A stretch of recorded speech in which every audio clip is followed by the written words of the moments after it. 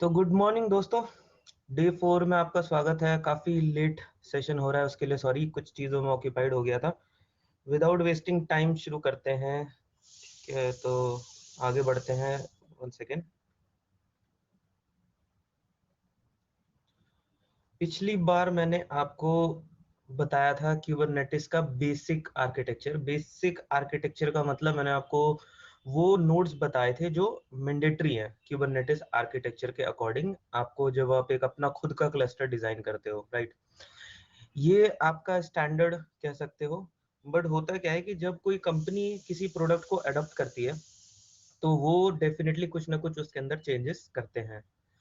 तो अब आपको मैं एक कस्टमाइज्ड आर्किटेक्चर दिखाता हूँ। ये आर्किटेक्चर मैंने आपको लास्ट टाइम बताया था, लास्ट क्लास में।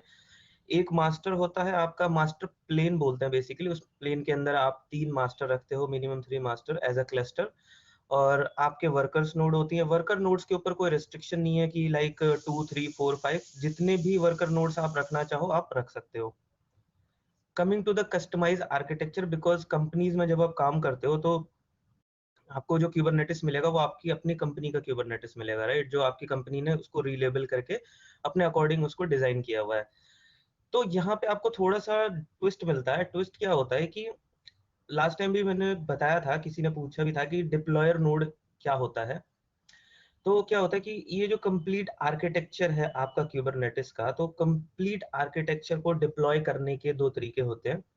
एक तो ये होता है ट्रेडिशनल मेथड, जिसमें आप एक एक वीएम्स या एक एक सर्वर को मैनुअली आप क्रिएट करते हो, ठीक है। उसके बाद आप उनमें कॉन्फ़िगरेशंस करते हो और उसके बाद आप उन सारे नोड्स को आपस में क्लस्टर में ज्वाइन करते हो। देन ओनली जो आपका आर्किटेक्चर है वो काम करना शुरू करता है।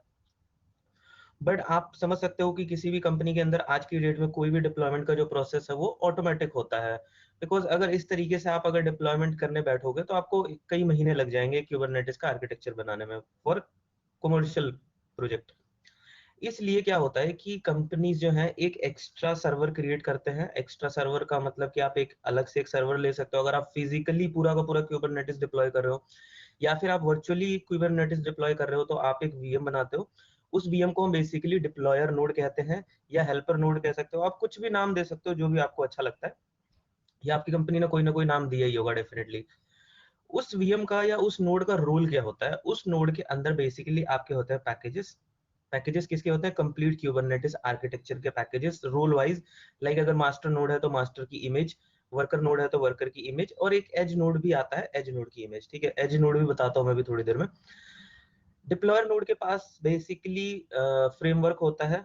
फ्रेमवर्क आपका जो है क्या कहते हैं, टेराफॉर्म हो सकता है, ठीक है। टेराफॉर्म, एंसिबल, किसी भी तरीके के फ्रेमवर्क के ऊपर क्या होता है कि ये एक ऑटोमेशन पे काम करते हैं कि आपका जो कंप्लीट क्लस्टर है वो एक मैनुअली 1 बाय 1 क्रिएट करने से बेटर है कि आपका ये जो नोड है ये ऑटोमेटिकली आप इसको कुछ इनपुट्स दोगे, कुछ आप इनपुट फाइल्स फिल करोगे, टेम्पलेट्स फिल करोगे कि आपका क्लस्टर कैसा होगा, क्लस्टर की आईपी सबनेट्स क्या क्या होंगे, कितने वर्कर नोड होंगे, कितने मास्टर होंगे, कितने एज नोड होंगे, जो भी आपके डिप्लॉयमेंट रिलेटेड इंफॉर्मेशन होती है आप वो यहाँ पे फिल करते हो और यहाँ पे आप इसको क्लिक कर देते हो। और उसके बाद ये क्या करता है, ये खुद ऑटोमेटिकली जाके हर एक नोड के ऊपर अकॉर्डिंग टू रोल, जो भी रोल डिफाइन किया गया है वो वैसे वैसे वीएम्स की इमेजेस को क्रिएट करता है एंड देन वो फाइनली उनको क्लस्टर में ज्वाइन कर देता है।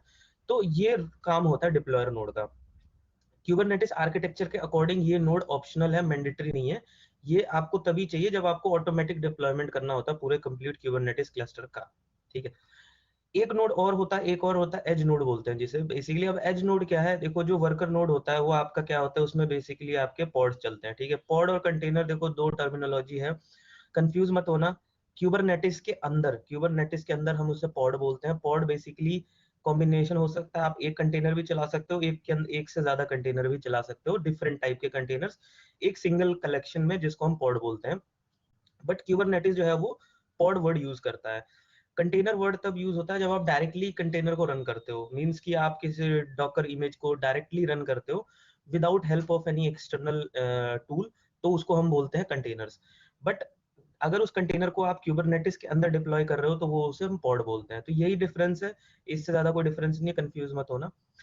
तो मैं ये बोला था कि यहाँ पे जो वर्कर नोड होता है, वर्कर नोड के पास जो मेन काम होता है वो होता है आपके पॉड्स को चलाने का, ठीक है। इसके ऊपर आपके पॉड्स रन करते हैं।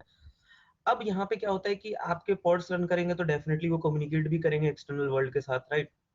जो भी ट्रैफिक होगा, कस्टमर का ट्रैफिक, इनकमिंग एंड आउटगोइंग, तो वो सारा ट्रैफिक आइडियली इस वर्कर नोड से होके पास होता है, ठीक है? पर कुछ कंपनीज या जब आप डिजाइन करते हो आर्किटेक्चर, तो यू बिलीव कि नहीं यार, मैं इन वर्कर नोड्स के ऊपर अपना इंटरनेट, अपना जो भी नेटवर्किंग ट्रैफिक है वो राउट नहीं करना चाहता। आई डोंट वांट कि हर एक वर्कर नोड, अब मैं अगर कल को मान लो 10 वर्कर नोड और ऐड करूंगा तो मुझे 10 वर्कर नोड को फिर वापस एज के क्लस्टर में ऐड करना पड़ेगा, बेसिकली मतलब नेटवर्किंग में ऐड करना पड़ेगा। तो इसलिए कंपनीज क्या करती हैं कि जो नेटवर्किंग होता है उसको एक अलग ही आर्किटेक्चर पे ले जाते हैं और वो उसको एज नोड बोलते हैं। तो इस एज नोड का जो सिर्फ और सिर्फ रोल होता है वो सिर्फ होता है नेटवर्किंग। तो क्यूबरनेटिस में नेटवर्किंग से रिलेटेड जितनी भी सर्विसेज चलती हैं, जिसमें आपके पॉड जो है वो एक्सटर्नल वर्ल्ड से कम्युनिकेट करते हैं, वो सब कुछ आपके एज नोड के थ्रू होता है। और यहाँ पे जो रिडंडेंसी है वो n+1 के हिसाब से रखी जाती है, मतलब मिनिमम 3 आर्किटेक्चर रखा जाता है। कॉम्बिनेशन ये कहता है कि आप कोई भी क्लस्टर डिप्लॉय करते हो, नॉट ओनली क्यूबरनेटिस मास्टर और क्यूबरनेटिस एज, किसी भी तरीके का आप जब क्लस्टर डिप्लॉय करते हो तो हमेशा जो है 3 एक मिनिमम मतलब क्वांटिटी मानी जाती है वीएम्स या सर्वर्स के लिए जो आपके क्लस्टर में रोल प्ले कर रहे हैं। तो यहाँ पे 3 एज रखे जाते हैं, 3 से आप ऊपर भी ले सकते हो, 4 5 6, जितने भी आपको रिडंडेंसी या हाई अवेलेबिलिटी में आपको लगता है कि नहीं मुझे ज्यादा एजेस चाहिए तो आप ज्यादा नोड बना सकते हो। बट ये मिनिमम है, आपको 3 एज नोड चाहिए होते हैं। ये करते क्या है, ये सिर्फ और सिर्फ आपका नेटवर्किंग मैनेज करते हैं।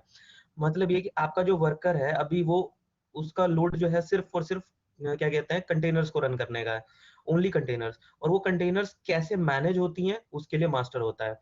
क्यूबरनेटिस आर्किटेक्चर के अंदर जो मेन जो एक्चुअल जो आपके नोड्स होते हैं वो होते हैं वर्कर नोड, जिसके ऊपर आपके कंटेनर्स रन करते हैं। कंटेनर्स बोल लो, पॉड बोल लो, ठीक है? मैं बार बार दोनों वर्ड्स को इंटरमिक्स कर देता हूँ इसलिए क्योंकि आपको दोनों में डिफरेंसेस मैं ऑलरेडी बता चुका हूँ। तो इसके ऊपर सिर्फ और सिर्फ कंटेनर चलते हैं। मतलब ये कि इस आर्किटेक्चर में अगर मैं इसको एक वर्ल्ड, एक मिनी वर्ल्ड एज्यूम करता हूँ कि क्यूबरनेटिस अपने आप में एक मिनी वर्ल्ड है, ठीक है?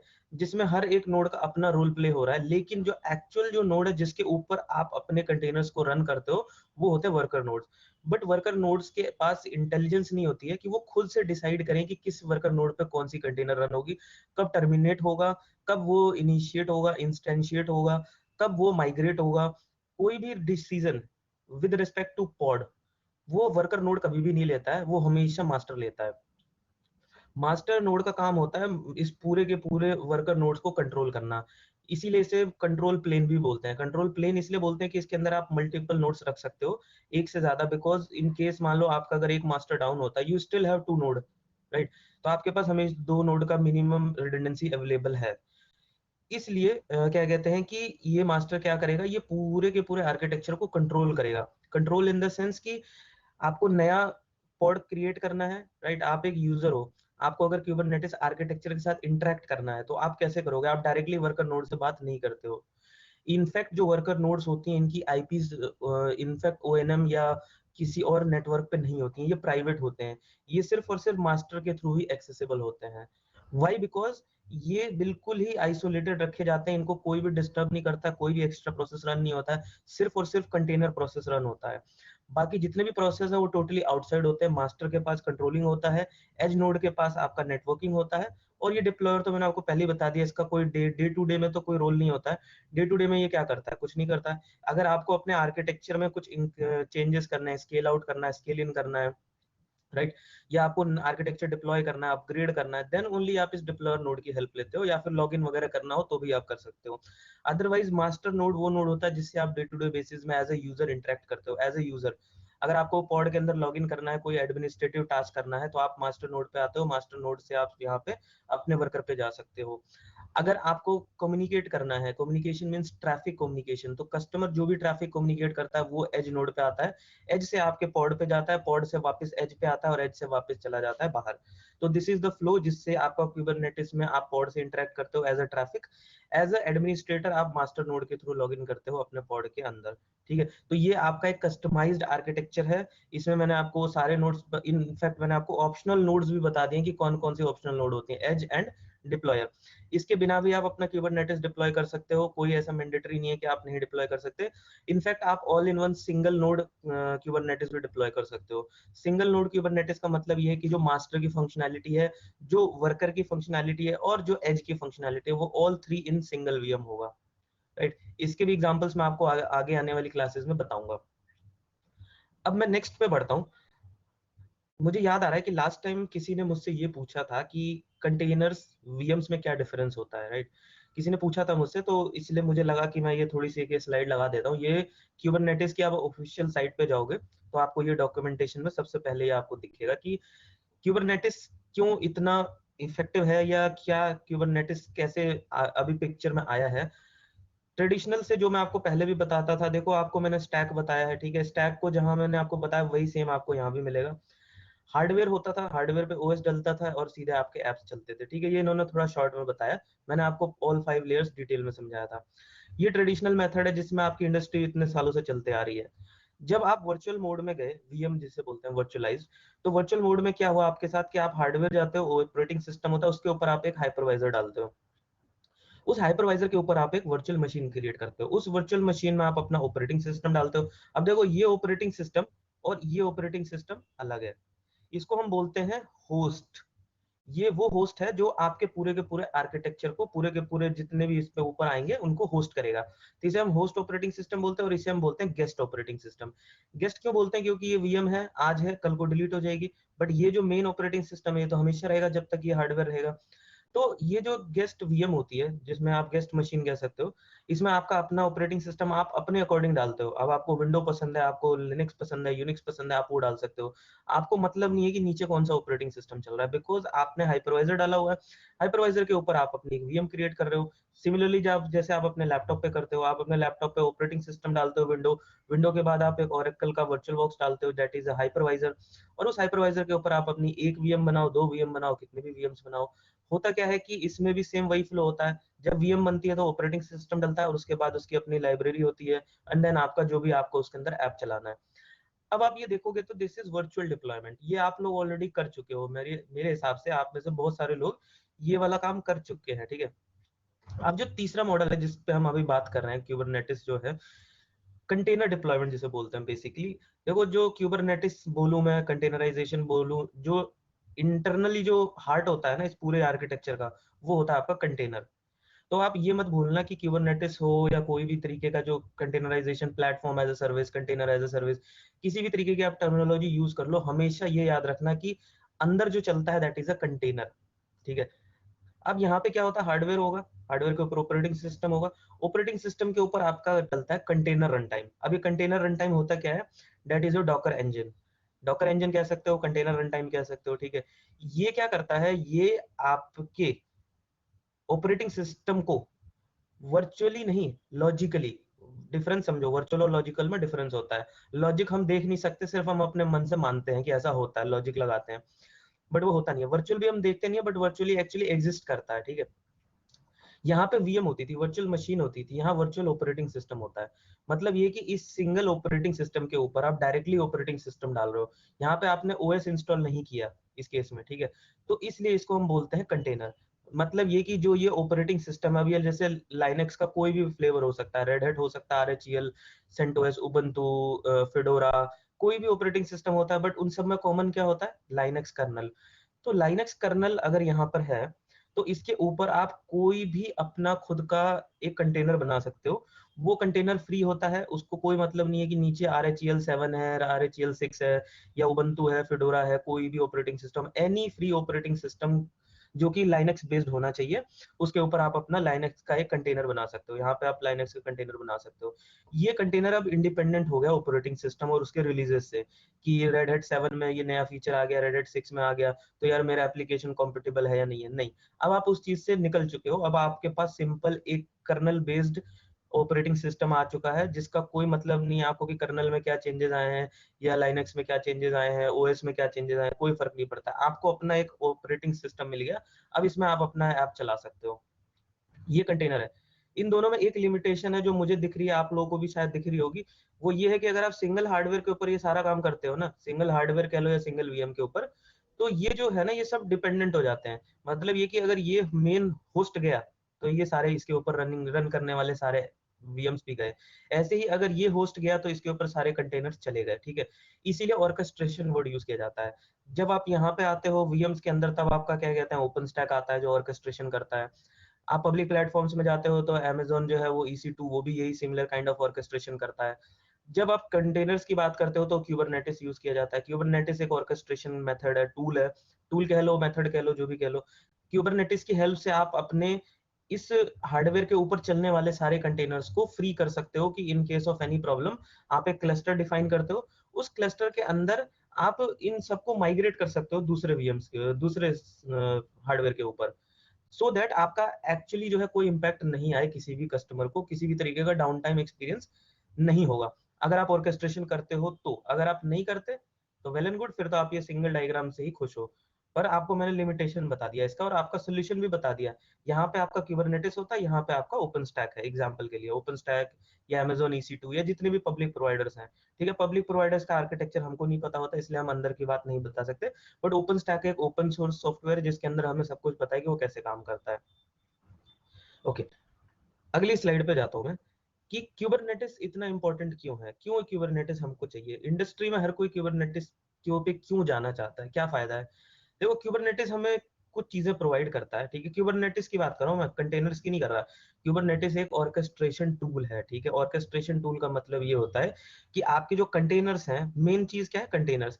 अब वो कंटेनर एक फिजिकल सर्वर पे चल रहे थे और अचानक कोई इश्यू आया, आपको उसको माइग्रेट करना है दूसरे सर्वर पे। तो अब ये कौन करेगा? या तो आप एज ए यूजर जाओ, आप वहां पे सब कुछ डाउन करो, फिर आप दूसरे नोड पे जाओ, वहां जाके उसको अप करो। तो ये तो मैनुअल प्रोसेस हो गया, राइट। अब आपको एक नया नया कंटेनर डिप्लॉय करना है, तो आप कैसे करोगे? आप पर्टिकुलर होस्ट को सिलेक्ट करोगे। आपके पास अगर 4 फिजिकल सर्वर है तो आप चारों में से सिलेक्ट करोगे, यार मैं इसके ऊपर लॉग इन करूंगा, वहां जाके मैं अपने कंटेनर को स्टार्ट करूंगा। तो ये तो पूरा मैनुअल प्रोसेस हो गया।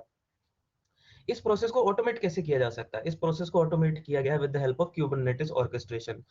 क्यूबरनेटिस ऑर्केस्ट्रेशन आपको वो सारी फैसिलिटीज देता है, वो सारे फीचर्स देता है जो कि एक यूजर खुद नहीं कर सकता, ठीक है। मैनुअल नहीं कर सकते आप। तो सबसे जो पहली जो एडवांटेज होता है क्यूबरनेटिस, ये क्यूबरनेटिस का बता रहा हूँ मैं। अब देखो, ऑर्केस्ट्रेशन के ना और भी टूल्स हैं मार्केट में, ऐसा नहीं कि क्यूबरनेटिस ही है। मैंने आपको लास्ट टाइम भी बताया था कि क्यूबरनेटिस इकलौता प्रोडक्ट नहीं है कंटेनर्स के ऑर्केस्ट्रेशन के लिए। और भी नए नए टूल्स हैं मार्केट के अंदर। बट अगर आप कंपैरिजन करोगे, अगर आप कंपेयर करोगे उसकी एंटरप्राइज लेवल फिटनेस पे, कि कोई भी चीज को आप एंटरप्राइज के लेवल पे यूज कर सकते हो नहीं कर सकते हो, कॉमर्शियल जैसे कहा जाता है। फिर उसकी रिलायबिलिटी, कि वो कितना रिलायबल टूल है, क्या वो सच में इतना इफेक्टिव है। प्लस तीसरी चीज, क्या वो ओपन सोर्स है या नहीं है। बिकॉज अगर वो ओपन सोर्स नहीं है तो आपको लाइसेंस खरीदना पड़ेगा। लाइसेंस खरीदने का मतलब है कि आप बाउंडेड हो जाओगे उस कंपनी के, जिस कंपनी ने भी उसे बनाया है। तो ये तीनों फैक्टर्स को कंसीडर करते हुए क्यूबरनेटिस जो है वो हर मामले में सबसे आगे है। और इसीलिए सारी इंडस्ट्री जो है वो क्यूबरनेटिस का ऑर्केस्ट्रेशन यूज करती है। इसके अलावा भी आपको गूगल पे आप सर्च करोगे, बहुत सारे ऑर्केस्ट्रेशन मिलेंगे, ठीक है। तो एडवांटेजेस की मैं बात कर रहा था कि क्यूबरनेटिस में क्या फायदा मिलता है आपको। क्यूबरनेटिस में जो सबसे पहला फायदा मिलता है, service discovery and load balancing. अब सर्विस डिस्कवरी का मतलब क्या होता है कि देखो, क्यूबरनेटिस का अपना डीएनएस होता है। डीएनएस क्या होता है? एक छोटी सी, बहुत छोटी सी चीज है, डोमेन नेम सर्विस बोलते हैं। बेसिकली क्या होता है कि आप मान लो जैसे लिखते हो इंटरनेट में, आपको अगर गूगल चलाना है तो आप लिखते हो www.google.com। अब google.com लिख देने से तो वो गूगल पे नहीं पहुंच जाएगा ना, क्योंकि वो तो आपने लिखा है, अपने से नाम दे दिया। बट एक्चुअली वो सर्वर्स जो होते हैं वो आईपी पे काम करते हैं। तो कोई ना कोई ऐसा मशीन होगा या सर्वर होगा जो इस नेम को आईपी में कन्वर्ट करेगा, तभी आपका जो लैपटॉप है वो गूगल के सर्वर तक कनेक्ट कर पाएगा, अदरवाइज वो कनेक्ट नहीं कर पाएगा।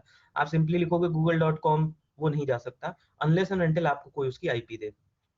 सिमिलरली क्यूबरनेटिस का आर्किटेक्चर मैंने आपको जैसे बताया कि क्यूबरनेटिस का आर्किटेक्चर आपने ये जो देखा है पीछे वाला, इस आर्किटेक्चर में आप देख रहे हो कि जो वर्कर्स हैं इस पे एन नंबर ऑफ पॉड्स चलते हैं, एन नंबर ऑफ पॉड। और कितने पॉड्स तो अभी और डिप्लॉय होंगे फ्यूचर में, और कितने पॉड्स माइग्रेट होंगे या उनकी एक्सपेंशन होगा, स्केल आउट होगा। हो सकता है उनकी और नंबर ऑफ कॉपीज बढ़े। तो इस केस में आप ये देखो कि हर एक पॉड की अपनी एक आईपी होती है।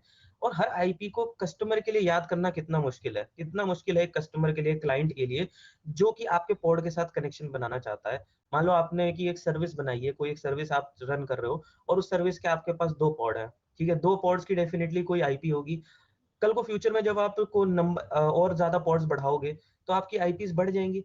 तो कस्टमर कितनी आईपीज याद रखेगा, या उसको कैसे पता चलेगा कि कब कौन सी आईपी डाउन हो गई, कब कौन सी आईपी बंद हो गई, कब कोई नई आईपी आ गई। ये तो बहुत मुश्किल है ना एक एक्सटर्नल कस्टमर के लिए मेंटेन करना। इसीलिए डीएनएस पिक्चर में आता है। डीएनएस जो होता है वो डोमेन नेम सर्विस होता है। डोमेन नेम सर्वर, ये क्या करता है, ये आपके बिहाफ पे एक नेम एलोकेट कर देता है, मतलब आपको एक डोमेन नेम दे देगा, आपका एक नेम रजिस्टर हो जाएगा, उस नेम के अंडर में जितनी भी आईपीज हैं वो सारी वो खुद मैनेज करेगा, और वो खुद चेक करेगा कि कौन सी आईपी अप है, कौन सी आईपी डाउन है, कौन सी आईपी को डिस्ट्रीब्यूट करना है। बेसिकली वो लोड बैलेंसिंग भी करता है, लोड को बैलेंस भी करता है। अब आपके पास अगर 5 पॉड्स हैं, 5 पॉड मतलब 5 मिनी सर्वर, तो 5 मिनी सर्वर पे मुझे लोड को इक्वली डिस्ट्रीब्यूट करना है। मैं नहीं चाहता कि मेरा एक पॉड जो है वो बहुत ज्यादा ओवरलोडेड हो जाए, तो इसलिए वो डीएनएस जो है वो लोड बैलेंसर का भी काम करता है, मतलब कि वो लोड बैलेंसिंग भी करेगा। साथ के साथ वो आपकी आईपीज, अब आप मान लो आपने कल को बहुत सारे पॉड्स डिप्लॉय कर दिए, तो आपकी आईपी शॉर्ट हो जाएगी, राइट? बिकॉज आपने एक सबनेट डिफाइन किया होगा और वो सबनेट की एक लिमिटेशन होगी। बट यहाँ पे क्या होता है कि क्यूबरनेटिस इंटरनल आईपी मैनेज करता है, क्यूबरनेटिस का इंटरनल आईपी प्लान होता है, जो कि एक्सटर्नल वर्ल्ड के साथ कभी शेयर किया ही नहीं जाता है। और ये IPv6 सपोर्ट करता है, सबसे बड़ी बात है कि IPv6 सपोर्ट करता है। तो उसका एडवांटेज क्या होता है, आप अपने क्यूबरनेटिस आर्किटेक्चर के अंदर कई लाख कई करोड़ पॉड्स डिप्लॉय कर सकते हो, बिना सोचे कि आपकी आईपी कम पड़ेगी, शॉर्टेज ऑफ आईपी। आपको कभी भी आईपी की शॉर्टेज नहीं होगी अगर आप IPv6 यूज करते हो, और IPv6 जो है वो क्यूबरनेटिस में बाय डिफॉल्ट सपोर्टेड है। तो ये सबसे बड़ा एडवांटेज है, आपका क्यूबरनेटिस इंटरनली जब पॉड तक जाएगा, वो इंटरनली IPv6 लेके आएगा, और वो आईपी एलोकेशन भी खुद करेगा, वो आपको करने की जरूरत नहीं है कि आपने नया पॉड डिप्लॉय किया तो आप आईपी डिफाइन करोगे, नो। आपको सिर्फ नेम स्पेस पे काम करना होता है, आपको एक डोमेन नेम रखना होता है, और उस डोमेन नेम के बेसिस पे आपका जो है पॉड जो है वो ऑटोमेटिकली आईपीस को रजिस्टर कर लेगा, जितने भी नए पॉड्स आएंगे सबको रजिस्टर कर लेगा। और जिस तरीके का फैशन आप बोलोगे कि मुझे ट्रैफिक को कैसे डिस्ट्रीब्यूट करना है, active standby, active active, और any type of round robin, जिस भी तरीके की कॉन्फ़िगरेशन आप चाहते हो उस तरीके से वो लोड को बैलेंस कर सकता है। तो ये सबसे बड़ा एडवांटेज है क्यूबरनेटिस का। अभी तक मार्केट में जितने भी अदर ऑर्केस्ट्रेशन जो टूल्स हैं वो इस फीचर को नहीं प्रोवाइड कर पा रहे हैं, जो कि क्यूबरनेटिस ऑलरेडी कर चुका है, ठीक है।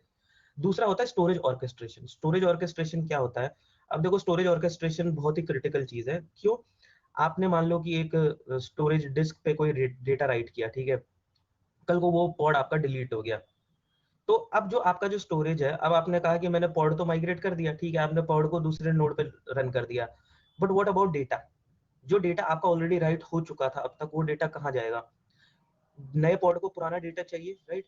तो इसलिए ये क्या करता है, ये ऑटोमेटिक माउंटिंग करता है पॉड्स के साथ। आपको जरूरत नहीं है कि आप जाओ मैनुअली पॉड की चिंता करो कि मेरे को पॉड के साथ नए वाले पॉड से अपने पुराने स्टोरेज को माउंट करना, नहीं। आपको किसी भी तरीके का स्टोरेज चाहिए, आप उसको परसिस्टेंट वॉल्यूम बना के अपने पॉड्स के साथ माउंट कर सकते हो, और वो ऑटोमेटिकली माउंटिंग करेगा। जब भी कोई पॉड डिलीट होगा या रीस्टार्ट होगा, ऑटोमेटिकली माउंट कर देगा आपके स्टोरेज को, जैसा भी आप डिफाइन करोगे अपने डिप्लॉयमेंट के अंदर। तीसरा जो फीचर होता है automated roll out and roll back. अब देखो roll out and roll back क्या होता है, आपने मान लो कि एक पर्टिकुलर कोई रिलीज, आपने अपने सॉफ्टवेयर का कोई रिलीज डिप्लॉय किया, ठीक है, अब आपको उसको कमर्शियल पे डिप्लॉय करना है, तो उसे हम रोल आउट बोलते हैं।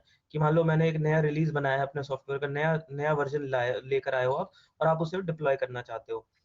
या फिर आपने मान लो कि कोई सॉफ्टवेयर नया अपग्रेड किया और वो आपका करप्ट कोई भी रीजन से फेल हो गया, या कुछ नहीं चल रहा है वो, ठीक है, वो बेसिकली चल नहीं रहा है, अब आपको रोल बैक करना है, पुराने पे आना है वापस।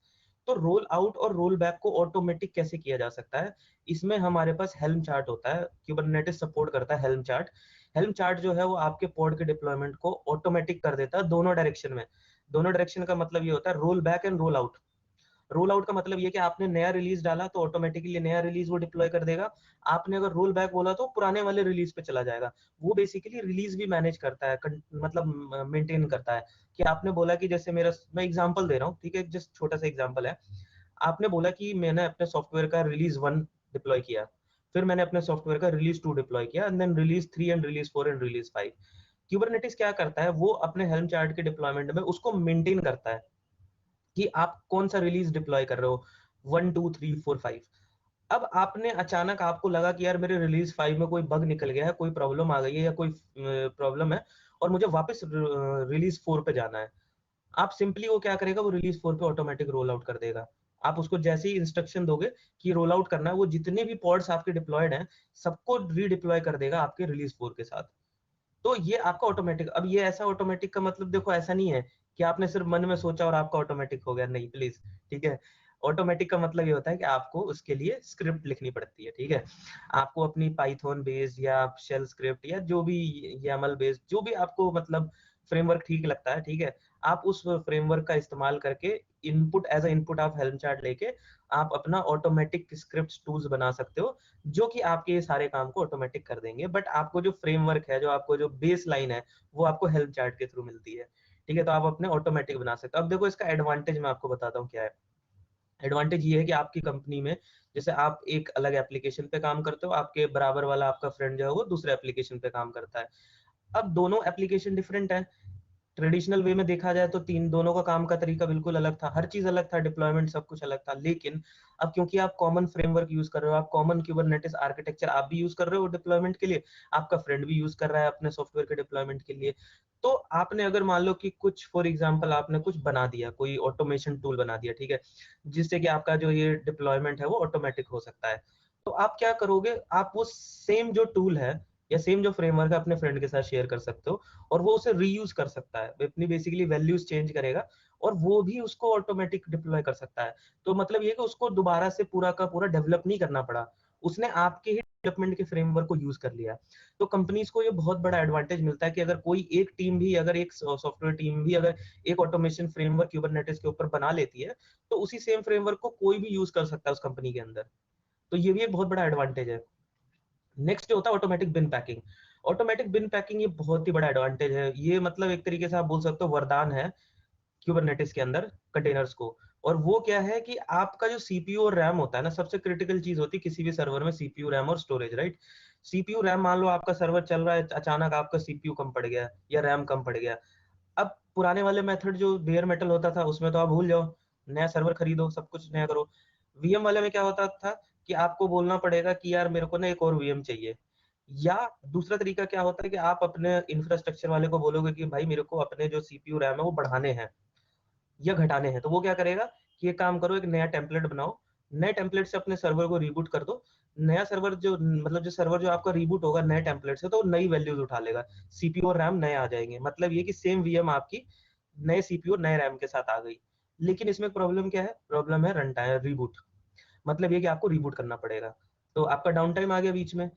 बट कंटेनर्स में कुछ भी नहीं करना है, रन टाइम बेसिस पे जितना सीपीयू रैम चाहिए उतना आपको मिलेगा। आपको कुछ भी नहीं करना है, आपको कोई भी रिबूट नहीं चाहिए, कोई माइग्रेट नहीं करना है, कोई एक्सपेंशन नहीं करना है। आपने अपना सीपीयू रैम बेसिकली एक प्रोजेक्ट कोटा होता है, देखो हर एक का अपना एक प्रोजेक्ट कोटा होता है। अब ऐसा नहीं है कि दो different project same Kubernetes architecture पे काम कर रहे हैं और एक जो है वो पूरी रिसोर्सेज वो अकेले खा रहा है और दूसरा प्रोजेक्ट जो है उसको कोई रिसोर्स नहीं मिल रहा है। ऐसा नहीं होता है, हर एक का अपना कोटा होता है कि आप अपना कोटा बना लेते हो कि मुझे इतना चाहिए होगा, मे बी इतना मैक्सिमम में जा सकता हूँ। तो आपको उतना कोटा एलोकेट कर दिया जाता है और उसके बेसिस पे आपकी जो रिसोर्सेज है वो इंक्रीज और डिक्रीज होती रहती है। जैसा परफॉर्मेंस होगा वैसा ही कुबरनेटिस ऑटोमेटिकली सीपीयू रैम उसको एलोकेट करता जाएगा। तो अब आपको इस चीज की टेंशन नहीं है, जो सबसे बड़ा इंपॉर्टेंट फैक्टर होता था किसी भी डिप्लॉयमेंट के अंदर, कि सीपीयू रैम को कैसे बढ़ाया जाए बिना डाउन टाइम के। सेल्फ हीलिंग, सेल्फ हीलिंग सबसे इंटरेस्टिंग फीचर है कुबरनेटिस का। सेल्फ हीलिंग में क्या होता है कि सेल्फ हीलिंग में आप क्या करोगे कि आपका जो कुबरनेटिस आर्किटेक्चर है वो खुद से अपने आप को मॉनिटर करता है और खुद से अपने आप को ठीक भी कर लेता है। मतलब ये कि जैसे आपका एक सर्वर है, नॉर्मल सर्वर्स में क्या होता था कि आपके सर्वर्स को कुछ प्रॉब्लम हुई तो सिस्टम एडमिनिस्ट्रेटर आएगा, आके उसको सर्वर को रीस्टार्ट मारेगा। वीएम्स में भी यही होता है, आपके सर्वर्स को रीस्टार्ट मारना होता है, या आपने हो सकता है कोई थर्ड पार्टी टूल लगा रखा होगा तो वो उसको मैनेज करके वीएम को रिबूट मार देगा। यहाँ पे कुबरनेटिस आर्किटेक्चर खुद अपने पॉड्स की हेल्थ चेक करता रहता है time to time basis, real time पे। और उसको अगर कोई भी पॉड रिस्पॉन्सिव नहीं मिलता है, कि अगर वो पॉड रिस्पॉन्स नहीं कर रहा है, रिस्पॉन्ड नहीं कर रहा है, वो क्या करता है उसको ऑटोमेटिकली रीसेट कर देता है, किल कर देगा। अगर वो रिस्पॉन्स नहीं दे रहा है उसको किल कर देगा, किल करके नया पॉड क्रिएट कर देगा।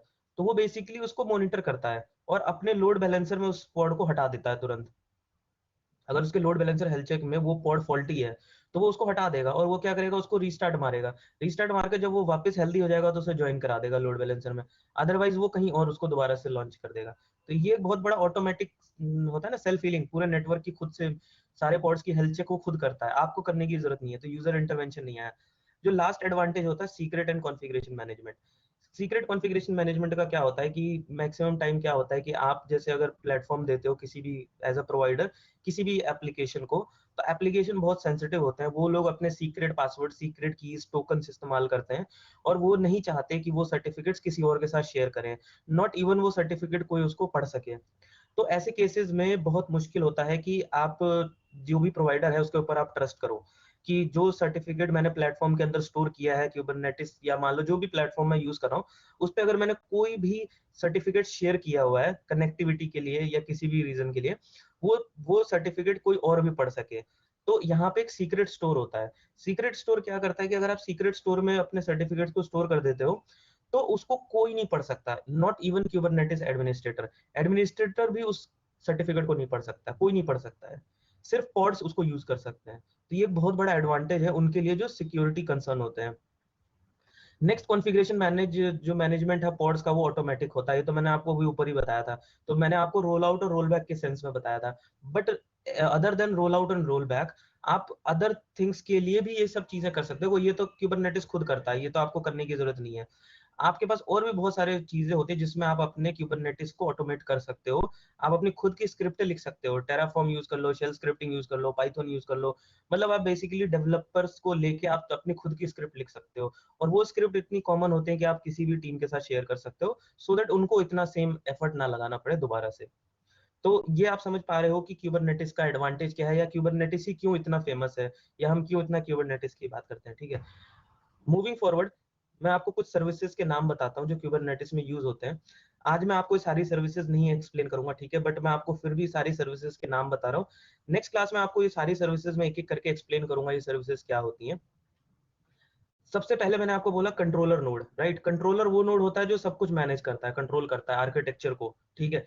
तो इसमें जो सर्विसेज होती है, सबसे पहली जो सर्विस होती है तो क्यूब एपीआई सर्वर।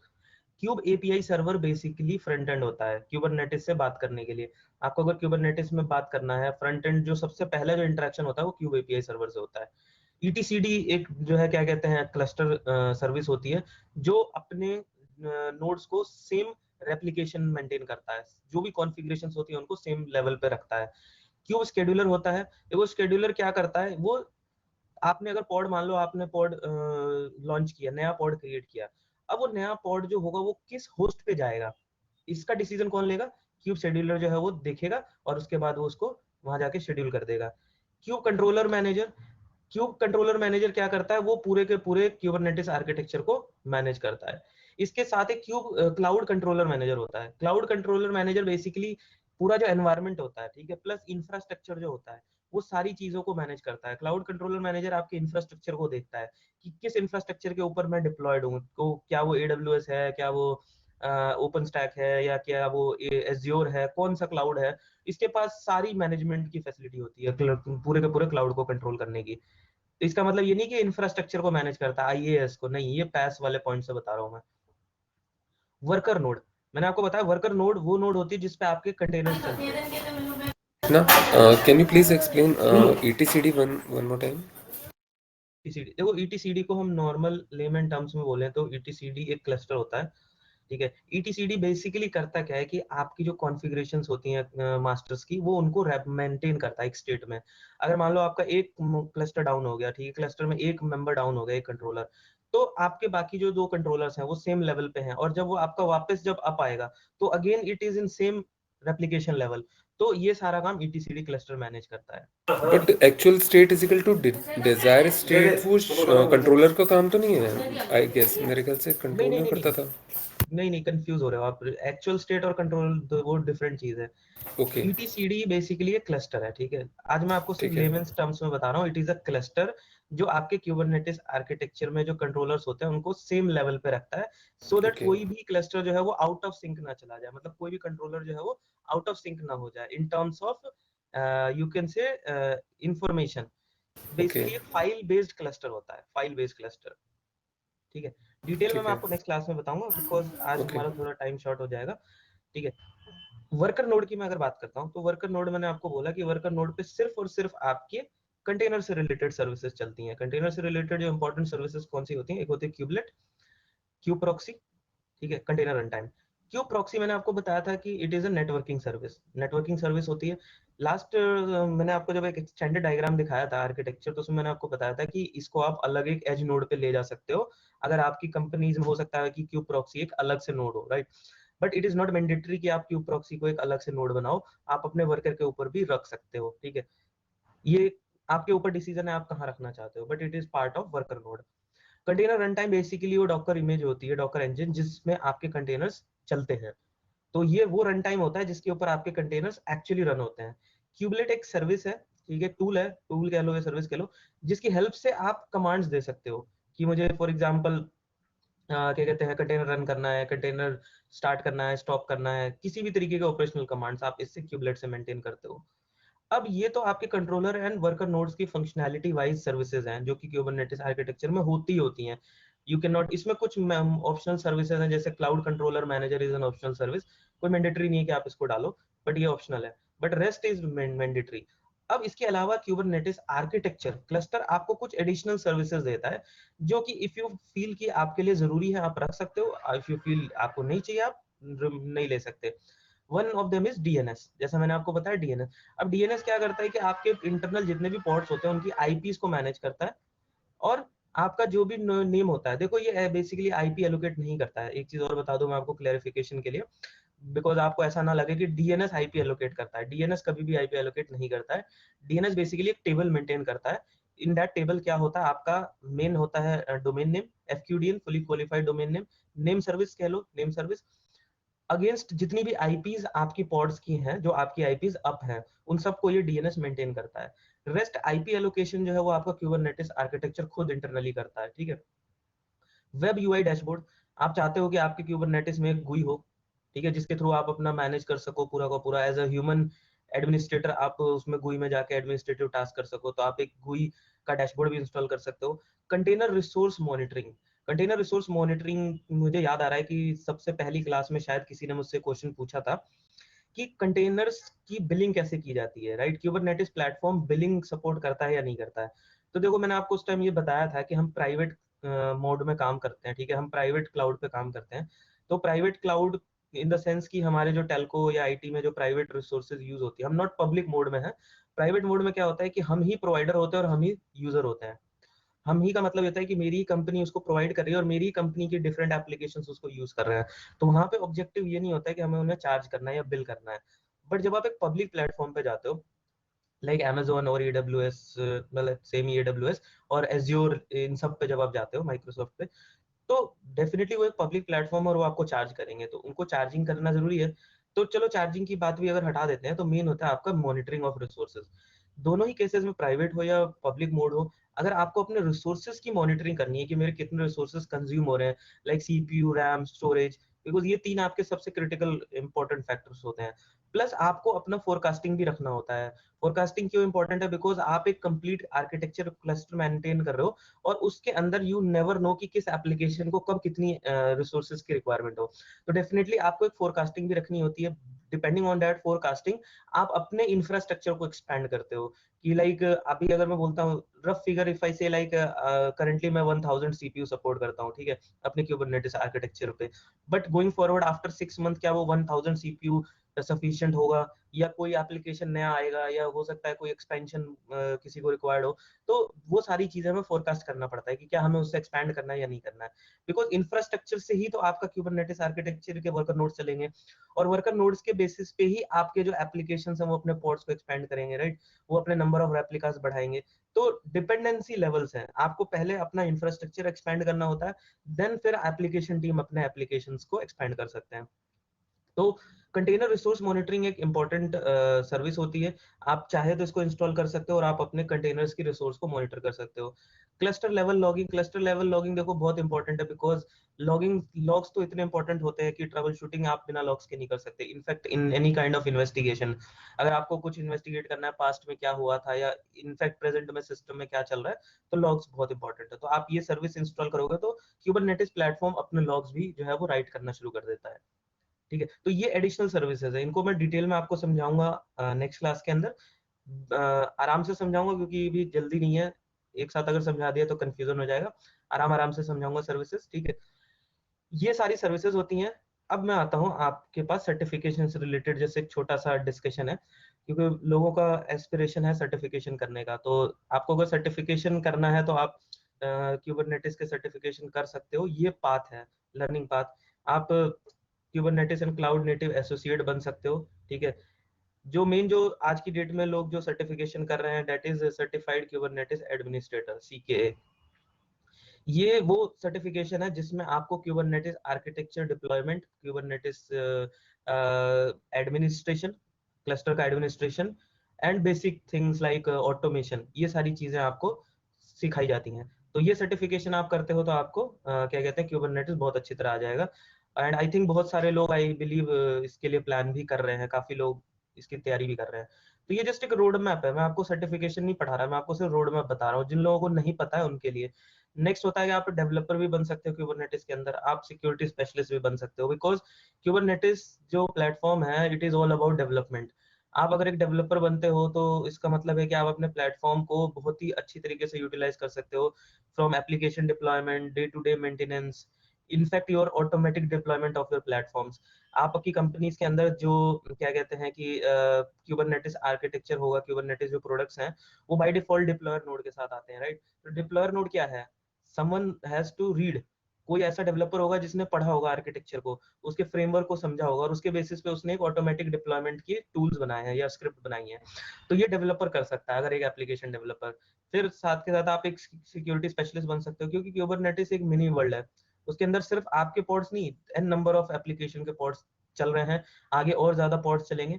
तो सिक्योरिटी स्पेशलिस्ट भी एक बहुत अच्छा, मतलब ये करियर पाथ हो सकता है। तो ये सर्टिफिकेशंस है। मोस्ट कॉमन एडमिनिस्ट्रेटर होता है, जो आज की डेट में ऑलमोस्ट सभी लोग कर रहे हैं। और ये दोनों थोड़े से मतलब इंटरेस्ट के ऊपर है, कोई डेवलपमेंट में जाना चाहता है या कोई सिक्योरिटी स्पेशलिस्ट बनना चाहता है, तो ये सर्टिफिकेशंस आप कर सकते हो क्यूबरनेटिस के अंदर। तो जस्ट एक इन्फॉर्मेशन के लिए बताया मैंने आपको, मतलब मैं इसके कंटेंट्स नहीं बता रहा, वो जो एक अलग सेपरेट टॉपिक है। अब आज का सेशन मैं अपनी तरफ से खत्म करता हूँ, अब आप लोग क्वेश्चंस पूछ सकते हो। The forum is open for question and answer.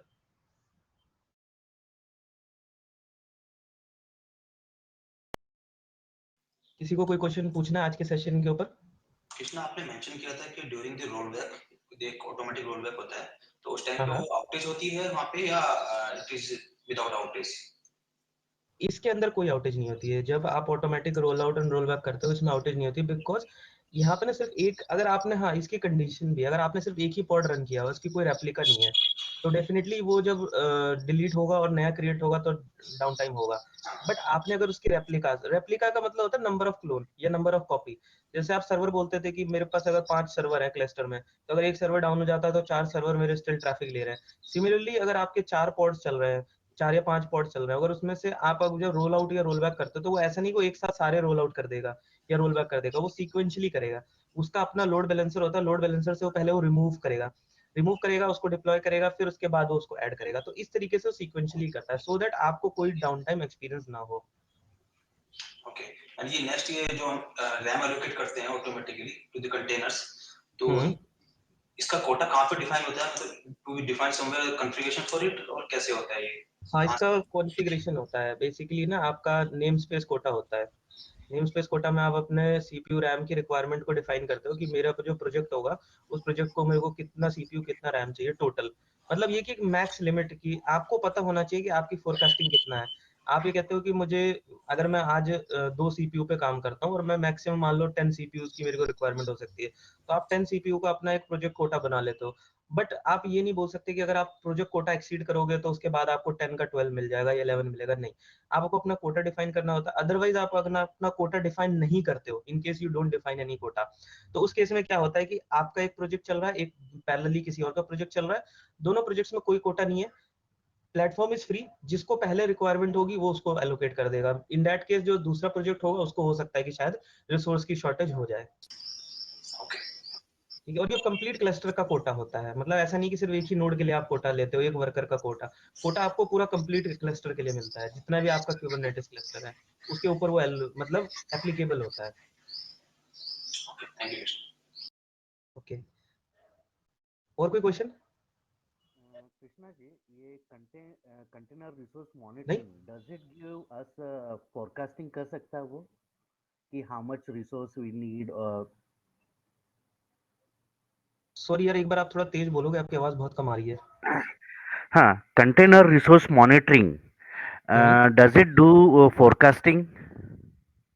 Container resource monitoring नहीं हाँ। यार, ये फोरकास्टिंग नहीं कर सकता, बिकॉज फोरकास्टिंग इज समथिंग जो आप प्लान करते हो कि भाई आपके रिसोर्सेज कितनी चल रहे हैं और आपको कितना चाहिए, क्योंकि आपके एप्लीकेशन को आपको पता है ना कि आपका कितना यूजर ट्रैफिक बढ़ सकता है।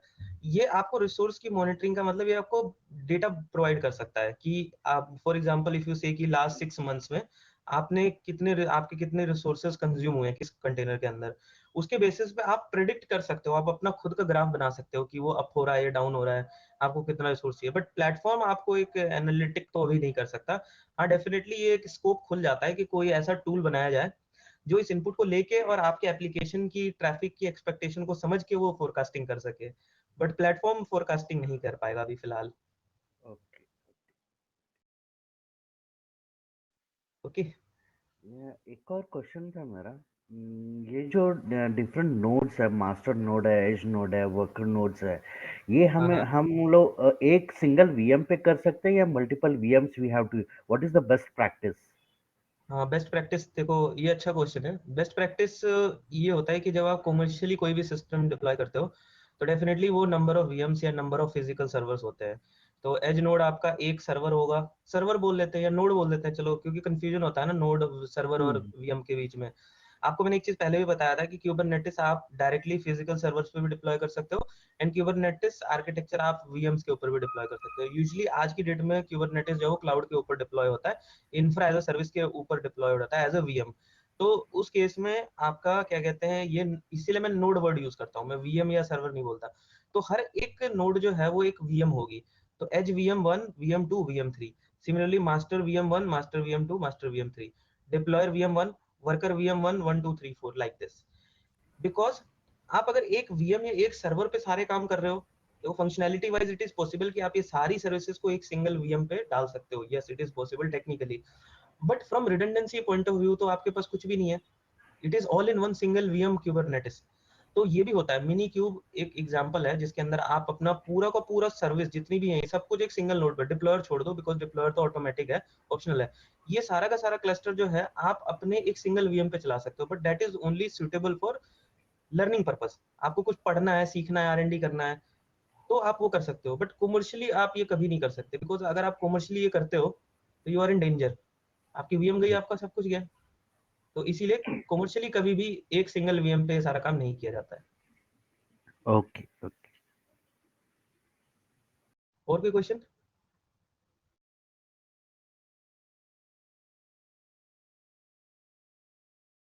ठीक है, अगर कोई और क्वेश्चन नहीं है, यार मैंने काफी शॉर्ट में निपटाया है, थोड़ा टाइम का शॉर्टेज चल रहा है, ठीक है। बट आई बिलीव कि आप लोग मतलब और आगे भी क्लासेस में हम मतलब कंटिन्यू करेंगे, इसको खत्म नहीं करेंगे, मैं आपको और चीजें बताता रहूंगा, बिकॉज क्यूबरनेटिस अपने आप में एक बहुत बड़ी चीज है, ठीक है। इसको पढ़ने में बहुत टाइम लगता है। जितनी भी इन्फॉर्मेशन मेरे पास है मैं आपको देता रहता हूँ। बाकी आपको अगर कोई स्पेसिफिक कोई इन्फॉर्मेशन चाहिए तो आप मुझे बता सकते हो एज अ फीडबैक 1-to-1 और इन दिस फोरम ऑल्सो, कि आपको स्पेसिफिक टॉपिक भी इंक्लूड कराना है तो हम उसको भी इंक्लूड कर लेंगे, ठीक है।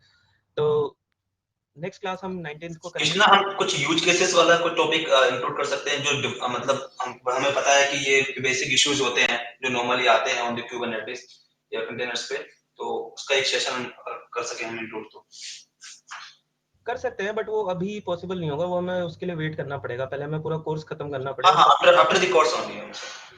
तो उसके बाद हम वो भी सोच सकते हैं उसके बारे में। हाँ राइट।